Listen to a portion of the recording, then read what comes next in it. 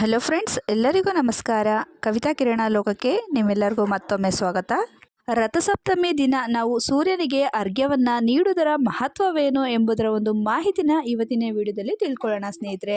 ಅದಕ್ಕಿಂತ ಮುಂಚೆ ಯಾರೆಲ್ಲ ನಮ್ಮ ಚಾನಲ್ನ ಫಸ್ಟ್ ಟೈಮ್ ನೋಡ್ತಿದ್ದೀರೋ ಪ್ಲೀಸ್ ರಿಕ್ವೆಸ್ಟ್ ಮಾಡ್ತಿದ್ದೀನಿ, ನಮ್ಮ ಚಾನಲ್ನ ಸಬ್ಸ್ಕ್ರೈಬ್ ಮಾಡ್ಕೊಂಡು ನೋಡಿ. ಈ ವಿಡಿಯೋ ಇಷ್ಟ ಆದರೆ ಒಂದು ಲೈಕ್ ಕೊಡೋದನ್ನ ಮರಿಬೇಡಿ ಸ್ನೇಹಿತರೆ. ಬನ್ನಿ ಆಗಿದ್ರೆ ವಿಡಿಯೋನ ಶುರು ಮಾಡೋಣ. ಜಗತ್ತಿಗೆ ಬೆಳಕನ್ನು ನೀಡುವವನು ಸೂರ್ಯ. ರಥಸಪ್ತಮಿಯಿಂದ ಪ್ರಕಾಶಮಾನವಾದಂಥ ಸೂರ್ಯನ ಬೆಳಕು ಬೀಳಲು ಪ್ರಾರಂಭವಾಗುತ್ತದೆ. ಸೂರ್ಯನ ಆರಾಧನೆಗೆ ಸೂರ್ಯನ ದಿನವಾದ ಆದಿತ್ಯವಾರ ಹಾಗೂ ರಥಸಪ್ತಮಿ ಶ್ರೇಷ್ಠವೆಂದು ಹೇಳಲಾಗುತ್ತದೆ ಸ್ನೇಹಿತರೆ. ಆದ್ದರಿಂದ ಸೂರ್ಯನಿಗೆ ಈ ದಿನವನ್ನು ಅರ್ಘ್ಯವನ್ನು ನೀಡುವಂಥದ್ದು ಬಹಳನೇ ಪ್ರಯೋಜನಕಾರಿ. ಜೊತೆಗೆ ಪ್ರತಿ ಭಾನುವಾರನೂ ಅಷ್ಟೇ ಸ್ನೇಹಿತರೆ, ಸೂರ್ಯನಿಗೆ ಅರ್ಘ್ಯವನ್ನು ನೀಡುವುದರಿಂದ ನಮ್ಮ ದೇಹದಲ್ಲಿ ಹೊಸ ಚೈತನ್ಯ ಅನ್ನೋದು ಮೂಡುತ್ತಾ ಹೋಗುತ್ತದೆ. ಜೊತೆಗೆ ಯಾವುದೇ ರೀತಿಯ ರೋಗ ರುಜಿನಗಳು ನಮಗೆ ಬರುವುದಿಲ್ಲ ಅಂತಲೂ ಕೂಡ ಹೇಳ್ತಾರೆ ಸ್ನೇಹಿತರೆ. ಆದ್ದರಿಂದ ಸೂರ್ಯನ ಆರಾಧನೆಗೆ ಸೂರ್ಯನ ದಿನವಾದಂಥ ಆದಿತ್ಯವಾರ ಹಾಗೂ ರಥಸಪ್ತಮಿಯ ತುಂಬಾ ಶ್ರೇಷ್ಠ ಅಂತ ಹೇಳಲಾಗುತ್ತೆ. ಆದ್ದರಿಂದ ಈ ದಿನದಲ್ಲಿ ಗಂಗಾ ನದಿಯಲ್ಲಿ ಸ್ನಾನವನ್ನು ಮಾಡಿ ಸಪ್ತಮಿ ತಿಥಿಯಂದು ಸೂರ್ಯನನ್ನು ಪೂಜಿಸಿದರೆ 7 ಜನ್ಮದಲ್ಲಿ ಮಾಡಿದಂಥ ಪಾಪಗಳು ನಿವಾರಣೆಯಾಗುತ್ತವೆ. ಜೊತೆಗೆ ಆರೋಗ್ಯ, ಆಯಸ್ಸು, ಸಂಪತ್ತು ಅಭಿವೃದ್ಧಿ ಆಗ್ತಾ ಹೋಗುತ್ತದೆ ಸ್ನೇಹಿತರೆ. ಎಕ್ಕದ ಎಲೆಯ ಸ್ನಾನಕ್ಕೆ ತುಂಬಾನೇ ಮಹತ್ವವನ್ನು ನಾವು ಕೊಡ್ತೀವಿ. ಸೂರ್ಯ ದೇವನು ಆರೋಗ್ಯದಾಯಿ, ಯಾಕಂದ್ರೆ ರೋಗಾಣುಗಳನ್ನ ನಾಶಪಡಿಸುವ ಶಕ್ತಿ ಸೂರ್ಯನ ಕಿರಣಗಳಿದೆ ಅಂತ ಹೇಳ್ತಾರೆ. ಆದ್ರಿಂದ ಬೆಳಗಿನ ಸೂರ್ಯನ ಕಿರಣಗಳಿಗೆ ನಾವು ಮೈಯನ್ನ ಒಡ್ಡುವುದು ಪ್ರತಿದಿನವೂ ಕೂಡ ಈ ರೀತಿಯಾಗಿ ಮಾಡೋದ್ರಿಂದ ನಮಗೆ ಆರೋಗ್ಯ ಅನ್ನೋದು ವೃದ್ಧಿ ಆಗ್ತಾ ಬರುತ್ತೆ ಸ್ನೇಹಿತರೆ. ಈ ದಿನ ವಿಶೇಷವಾಗಿ ಅಂದ್ರೆ ರಥಸಪ್ತಮಿ ದಿನ ದೇವರ ಮನೆಯಲ್ಲಿ ಅಥವಾ ತುಳಸಿ ಕಟ್ಟೆಯ ಮುಂದೆ ನಾವು ರಥಸಪ್ತಮಿ ರಂಗೋಲಿಯನ್ನ ಹಾಕಿ ಸೂರ್ಯನ ರಥದ ರಂಗೋಲಿಯನ್ನ ಬಿಡಿಸಿದರೆ ತುಂಬಾನೇ ಶ್ರೇಷ್ಠ.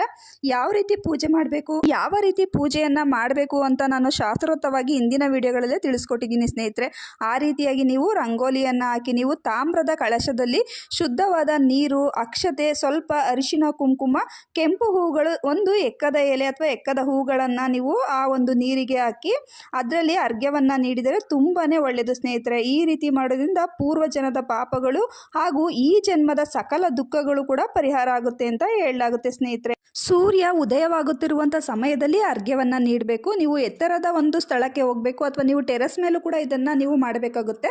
ಆ ಅರ್ಘ್ಯವನ್ನು ನೀಡಬೇಕಾದ್ರೆ ನಿಮ್ಮ ಕೈ ಪೂರ್ತಿ ನಿಮ್ಮ ತಲೆಯ ಮೇಲಿರಬೇಕು. ಆ ರೀತಿಯಾಗಿ ನೀವು ಅರ್ಘ್ಯವನ್ನು ಬಿಡಬೇಕು. ಯಾವ್ದಾರ ಒಂದು ಗಿಡ ಇದ್ದರೆ ಆ ಗಿಡಕ್ಕೆ ನೀರು ಬೀಳುವ ರೀತಿಯಲ್ಲಿ ನೀವು ಅರ್ಘ್ಯವನ್ನು ನೀಡಿದ್ರೆ ತುಂಬಾ ಒಳ್ಳೆಯದು ಸ್ನೇಹಿತರೆ. ರಥಸಪ್ತಮಿಯಂದು ಸೂರ್ಯ ನಮಸ್ಕಾರ ಮತ್ತು ಸೂರ್ಯನಿಗೆ ನಮಸ್ಕಾರವನ್ನು ಮಾಡಿ ಸೂರ್ಯಾಯ ನಮಃ, ಬಾನವೇ ನಮಃ, ಖಗಾಯ ನಮಃ, ಪೂಷ್ಣೇ ನಮಃ, ಹಿರಣ್ಯ ಗರ್ಭಾಯ ನಮಃ, ಮರಿಚಯೇ ನಮಃ, ಆದಿತ್ಯಾಯ ನಮಃ, ಸಾವಿತ್ರೇ ನಮಃ, ಅರ್ಕಾಯ ನಮಃ, ಭಾಸ್ಕರಾಯ ನಮಃ, ಮಿತ್ರಾಯ ನಮಃ, ರವಮೇ ನಮಃ ಎಂದು ಸೂರ್ಯದೇವನ ಈ ದ್ವಾದಶ ನಾಮಸ್ಮರಣೆಯನ್ನು ಮಾಡಿದರೆ ಸರ್ವ ರೋಗಗಳು ಪರಿಹಾರವಾಗುತ್ತದೆ ಸ್ನೇಹಿತರೆ. ಆದ್ದರಿಂದ ನಾನು ಹೇಳಿರುವಂಥ ಇಷ್ಟು ನಾವು ಸೂರ್ಯನ ಒಂದು ನಾಮಗಳನ್ನ ನಾವು ಹೇಳ್ಕೊಂಡ್ರೆ ತುಂಬಾ ಒಳ್ಳೆಯದು ಸ್ನೇಹಿತರೆ.